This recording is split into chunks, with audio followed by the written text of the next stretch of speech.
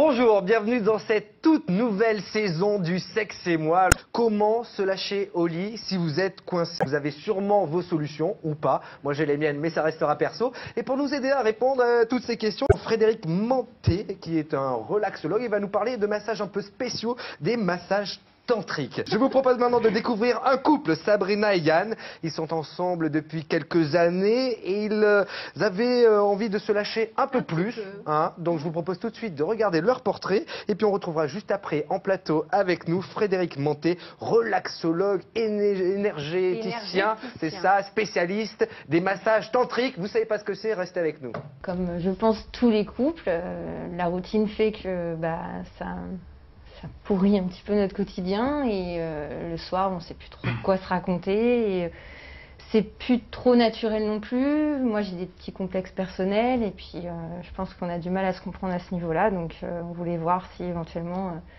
le tantrisme pouvait éventuellement nous aider à retrouver ce qu'on avait perdu, ce qu'on a perdu de nos débuts. Voilà. Peut-être qu'elle a besoin de certaines choses et puis moi j'attends d'autres choses. Et donc au début on prenait le temps et puis maintenant avec le temps on ne prend plus.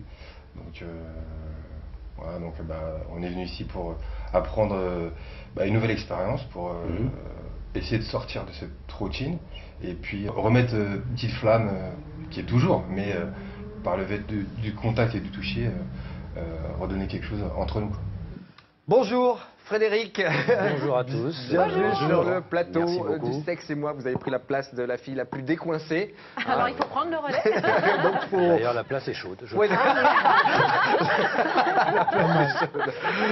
Caroline, petite réaction sur ce couple qui sont ensemble depuis longtemps et puis qui ont envie un peu justement de redonner, rebooster comme ça. Oui, alors ça c'est hyper classique. Dès je dirais 2-3 ans, c'est ça ce qu'on appelle un peu la lune de miel.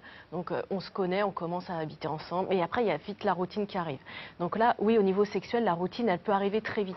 Donc je pense qu'il y a plein de choses pour pimenter. On peut aller faire de l'échangisme, pourquoi pas, mais on peut aussi rester à deux et essayer d'autres techniques, des massages et être plus au niveau érotique. Souvent, on reste au niveau sexuel, ça, purement bestial, mais il y a plein de choses à explorer quand on est avec quelqu'un depuis longtemps, notamment l'érotisme, les massages, tout ça. Frédéric, justement, vous êtes avec nous pour parler de massage tantrique, c'est ça? C'est ça. Je prononce bien? Absolument. Alors c'est quoi exactement? Alors disons, je vais dire ce que l'on pratique, parce que c'est vrai qu'autour du massage tantrique, il y a derrière le mot tantrique, il y a énormément de choses.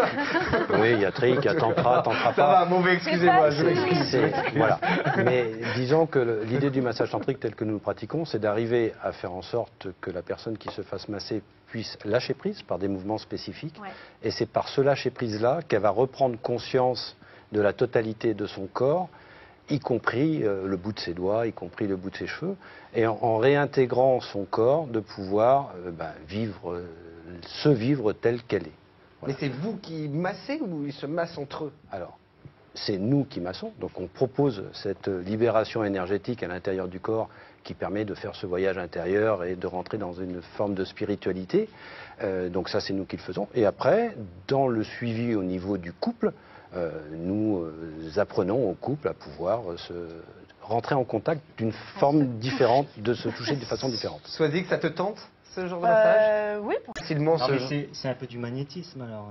Non, c'est pas du magnétisme. J'écoutais vraiment toutes les interventions avec beaucoup d'intérêt. Il y a une notion qui n'a pas été beaucoup dite dans tout ce qui a été dit, c'est la notion de plaisir.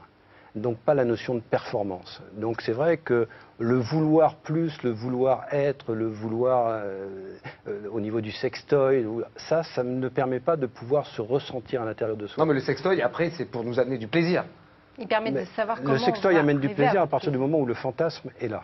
Le sextoy tout seul, c'est un morceau de plastique. Exactement. Sois-y, tu serais tenté par ce genre de massage justement pour t'aider à te décoincer? Oui, pourquoi pas. Je pense que ça peut être efficace de pouvoir faire remarcher des couples qui sont un peu en train de stagner. Je pense que ça peut être bien. Moi, j'ai une autre question, Caroline. Est-ce que se lâcher, ça veut dire se dévoiler? Alors oui et non. En tout cas, où on n'a pas aussi beaucoup insisté, c'est sur se lâcher prise. Se lâcher et ne plus être coincé, c'est aussi lâcher prise quelque part. Mais avant de lâcher prise dans la sexualité, il faut lâcher prise dans sa vie de tous les jours. C'est ce qu'on voyait pour ce couple qui est venu vous voir, par exemple. Il y a la routine qui s'installe, il y a plein de choses. Donc avant tout ça, il faut casser cette routine. Ça peut passer par le massage tantrique, ça peut passer aussi par le fait de se retrouver, si on a ou pas d'enfant, c'est pas grave, mais prendre du temps pour soi déjà, pour la masturbation, du temps sensuel pour soi, se masser, prendre du temps. Et après, du temps en couple. Et ça, se c'est donner extrêmement du important. plaisir. Hein. Oui, bien sûr, mais on parlait de l'orgasme. Quand je vous parlais de la masturbation, de l'orgasme, ça va forcément avec. La prise de plaisir et ce lâcher-prise est indispensable en sexualité. Et avec notre société, malheureusement, on l'oublie.